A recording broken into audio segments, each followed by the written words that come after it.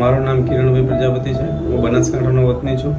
મારે પહેલાં બહુ તકલીફ હતી. હું ચાલી નહોતો શકતો, બેસી નહોતો શકતો. હું મતલબ બહુ હેરાન થઈ ગયો હતો એમ.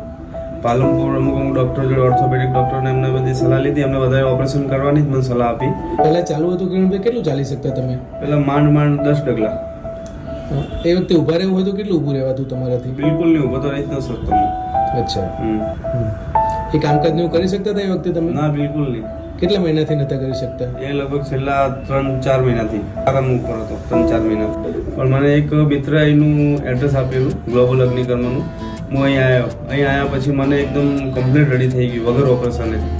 હાલ હું ચાલી શકું, બધા રૂટીનના દરેક કાર્ય કરી શકું છું, વજન ઉચકી શકું છું, બધી રીતે એમ બધું બહુ સારું થઈ ગયું મારા પહેલાં કરતાં. એની નિયમિત સારવારથી અત્યારે કેટલું સારું લાગે છે તમને? બહુ સારું, મતલબ 100% રિઝલ્ટ મળ્યું મને અહીંયા. અત્યારે ચાલુ હોય તો ચાલી શકે છે? ચાલી શકું. હું રોજ રૂટીનમાં સવારમાં 3-4 કિલોમીટર ચાલું.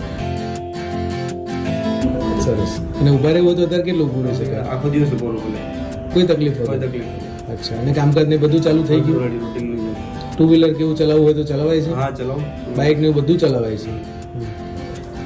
અને વગર ઓપરેશને મારી તકલીફમાંથી મતલબ સારું થઈ ગયું.